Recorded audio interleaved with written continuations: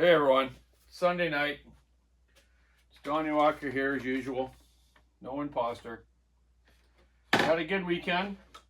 Got a fair bit accomplished. Was a little lazy this morning at our house in Nanaimo, but just wanted to take some time and relax a little bit, instead of just going and thinking about stuff all the time.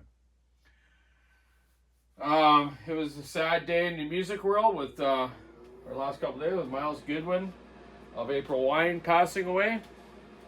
One of my favorite bands, plus, like Trooper, like I'm wearing right now, which two of my friends play in that band still. They're not the original members, but they do play in the band. Mr. Gogo and Mr. Brown. In Canada, man, we've had some wonderful music, like Gordon Lightfoot, Neil Young. I can't even remember how many there is, but there's lots. Canadian rock and roll and music has been great. Rush. Hey, that was my first. No, wait a sec. My first concert I went to, yeah, it was Rush. That's right. I went with my brother and a few of my friends in Nanaimo here. I went to Bevan Park and watched them. Yeah, I can't remember the backup band. It was probably like, who knows in those days around here. I can't remember, but I'm sure if I looked on the computer I could figure it out. And I think after that, my next concert was Nazareth. They came to Nanaimo too. I believe, I'm not sure if my friend Mike was doing the deals those days with the concerts. A friend of mine, Mike, used to be a promoter for concerts in town here. And really nice fella. He's actually a chimney sweep dude, but he used to promote concerts. Kind of funny. Really good fella. So anyways, very sad passing of Miles Goodwin. But yeah, man, cancer. God darn it, that C word, eh? Don't like the C word. Terrible, man. I hope I don't get it. But anyways, let's get off of a sad topic and talk about some great stuff.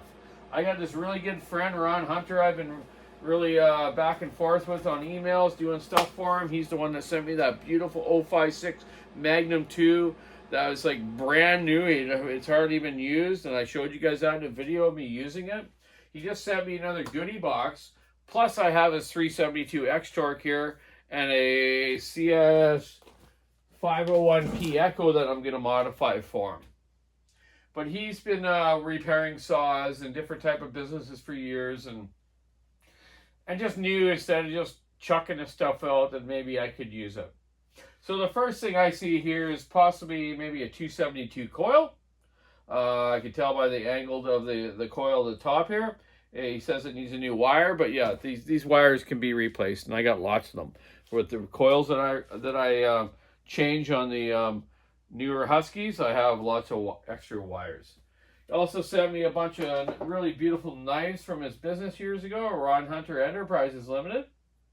An original OEM 266 cylinder kit that actually looks good. It's been all cleaned up. Oh, and there's no chrome missing. Beautiful bore. There's a ring there. Here's a piston. Let's feel the slop of the piston. I'm pretty good at feeling what the clearances of a piston is. I would say this one is probably around 4.5 to 5 thousandths. No, about 4.5 thousandths clearance. Okay, I should have my bore gauge here and my mic and my micrometer thing and done that, to kind of check it out. But whatever. I'm just joking around. But I done a lot of cylinders years ago with motocross, go-kart engines that I had, the proper measurement tools and do that right. Also a bunch of flashlights, headbands, some gaskets for some old stuff. Really nice filing jig from Husky. These blue ones, they're for 3/8. Now, a friend of mine, Richard Butler, puts on falling schools and certification schools for falling. And he's bought hundreds of these off us. These are a very good filing jig to use as long as you know how to use them. I remember when I got our first one, I was looking at the thing going, well, how do you put it on, right? There's no instructions. It was sort of like a little paper thing, but it's like, okay, you got arrows, so you set it on there, right? I should show you that too, but I just wanted to show you what he all sent me. So there's the filing jig, a really cool set from Power Fist, little picks like dental picks like I get from my daughter Taylor for working on carburetors and different stuffs on motors. Thank you very much. That's awesome. A Sten's aftermarket coil for like an 026 or something. It looks like. Let me read the label.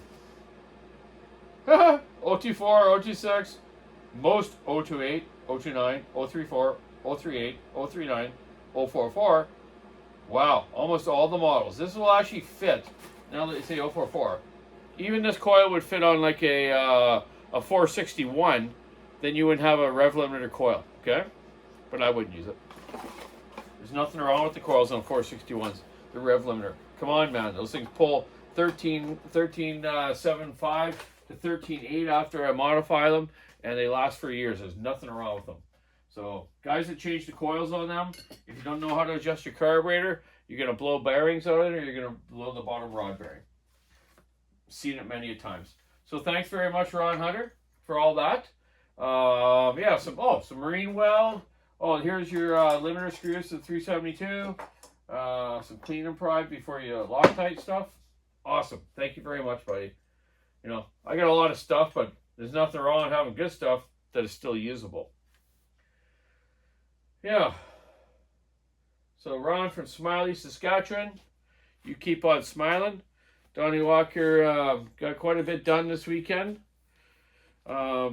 Yesterday, I went over to my buddy Danny's place and got some parts for my auction acetylene torches, so I'll be able to weld my own mufflers here and probably by tonight or tomorrow. I'm just going up right now to actually take this crescent wrench, tighten my bottle fittings, and then I'll do a leak down test, make sure my gauges and my fittings aren't leaking so I don't gas out or blow up a building. Always have your tanks turned off and know how the valves work properly on those for like leak down. You know, like if you turn your tanks on and you got like 800 pounds of pressure, and then you turn off your regulator and whatnot, then it should not leak down as it sits. If it leaks down, then you know you have a fitting problem or a leaking problem. So you better fix it. Oxygen is not so bad, but acetylene is deadly. It'll blow up your house, like what happened with my dad's shed that time with that aerosol can that fell down on the ground, and the propane heater lit it up and blew the roof right off the shed. It was scary. He's lucky he wasn't inside it. Anyways, thanks, Ron. That was awesome.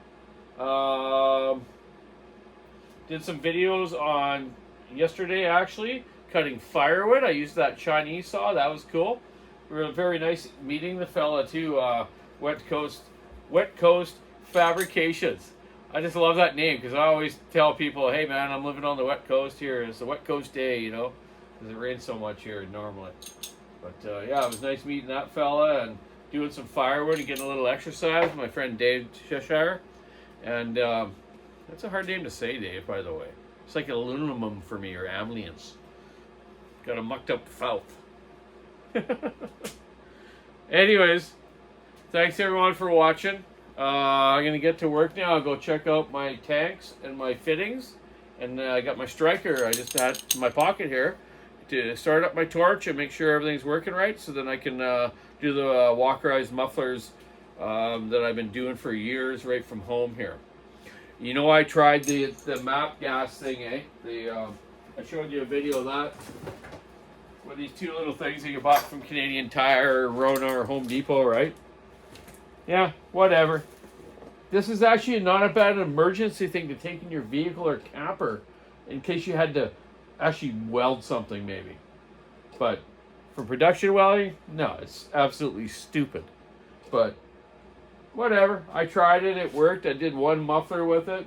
Now I'll just keep it and, put it in my camper later on or something. Anyways, okay, I'll go up and check out that welding stuff. Then I gotta make some vittles. We kind of ate a late lunch today and came back from Nanaimo. Shelly came back from Vancouver. And, yeah, gonna get some more of the O90 actually tomorrow. Gotta get that happening. I've been missing some gaskets. Ordered some. I've been emailing a guy for 2 weeks. Well, more than that. 4 times I've emailed him. It's been quite a while. I think I just might reorder a whole new gasket set from Dogzilla or whatever they're called down in the U.S., man. It's only like $15 or something. Like, why wouldn't you, right? But I was waiting for this dude, and it hadn't happened. So I'm just going to do that tomorrow. Just get the stuff coming here so I can get that dealt with. I got to get it off my bench and get on to the next project. Maybe something of my own, you know, or just more production, getting saws back to you guys out there. Anyways, rambling on here.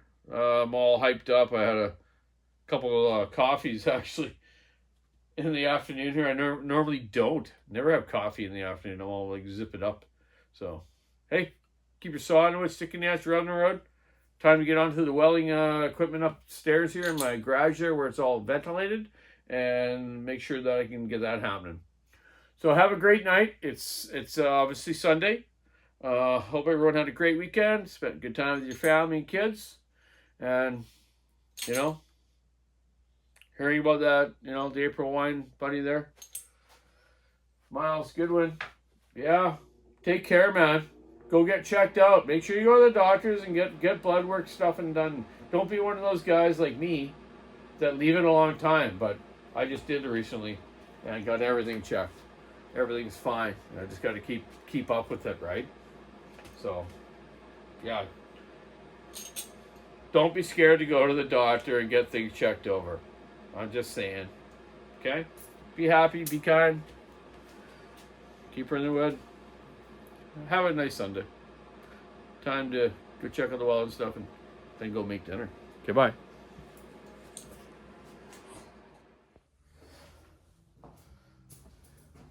Okay, sometimes, well, most of the time, I have to film myself. Shelly's making some food in there. I just got all this auction acetylene bottle set up.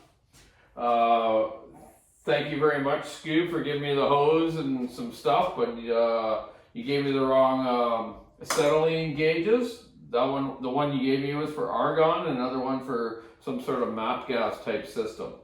So my friend Al Williamson across the highway over here, thank you very much, Al. He used to have a company called A&J Heavy Haul. We worked together at Northwest Bay years ago. He had the low bad business and a logger truck, I believe, too. And yeah, we met there a long time ago, like 25 years ago or something like that. But he was a faller, and now he builds roads. Thanks very much, Al, for accepting me up with that. Then I went out to my friend Dan's place in Coombs that I used to work with in Sabellas. He was the welder in Sabellas. He worked on all those grapple yarders and yard machines, welding that stuff. I remember having those big skirts around stuff and just, you know, air arcing and stuff, man. It was just a gross job, and the rain and the sludge and the dirt those guys worked in. Those old mechanics and welders in logging camps years ago, I give them the thumbs up for sure, man. They worked their butts off to keep the machines going and you know, everything running right. It was a lot of hard work. They played hard and worked hard. Yeah, you know what I mean about that, right? But yeah, so I ended up going and renting some bottles here. A nice auction one, an acetylene one. This should almost last me maybe 6 to 8 months doing a small muffler modification. So now I'm set up at home here to do Walkerized mufflers with my pipes that I like to do, and some of the side ports if you need it like that way, or different type of stuff. Okay. I can braze good. I've never been really an arc welder or a TIG welder, but I am saving up to get a TIG machine. They just had a great deal on at Praxair for a certain, I think it was not a Miller, maybe it was a Miller. Anyways, yeah, you know, a couple grand, right? But I can't afford that right now. But I've always done it this way, so I just wanted to show you guys about this. And as I was putting this one together, I was so used to just our regular one we had at Walker Saw Shop, but you know, my friend Dan reminded me about having the backfire bells in your lines, which is a good idea if you're doing a lot of cutting, but just doing regular brazing and torching, it's probably not so bad. But these lines came with that. This is a huge long line. This is made to go like, I don't know, 20 feet or something, right? I only need about 4 feet. But anyways, you can also just make sure that you have those in there. If not, you're not doing a lot of cutting, you don't really need them, but it's just recommended, okay? So the splash fire doesn't come back through your torch here and into your tank and blow you up. That's not a good thing, right?